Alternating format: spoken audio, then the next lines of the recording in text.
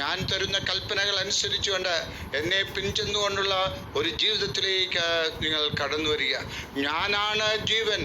നിങ്ങൾക്ക് ജീവൻ നൽകുന്നത്, നിങ്ങൾക്ക് ഉണർവ് പ്രസരിപ്പ് നൽകുന്നത് ഞാനാണ്. എന്നെ മുറുകെ പിടിച്ചുകൊണ്ടുള്ള ഒരു ജീവിതത്തിലേക്ക് കടന്നു വരിക, എന്നോടുകൂടി ആയിരിക്കുക. 3 വർഷം തൻ്റെ ശിഷ്യന്മാർ ഈശോയോടൊപ്പം ആയിരുന്നു. ഈശോയുടെ എല്ലാ സുഖ ദുഃഖങ്ങളിലും അവർ പങ്കെടുത്തതാണ്.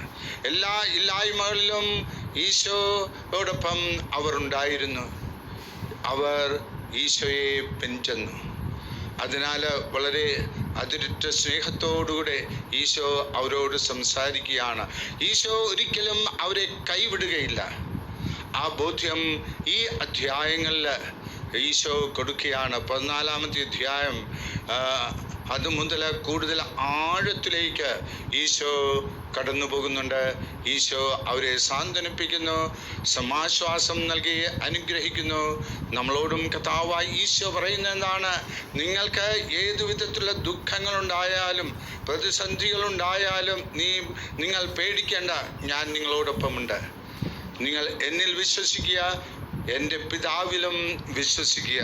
അങ്ങനെയുള്ള ഒരു വിശ്വാസത്തിലേക്ക് നിങ്ങൾ കടന്നു വരികയാണെങ്കിൽ നിങ്ങൾ അനുഗ്രഹിക്കപ്പെടുന്ന വ്യക്തി.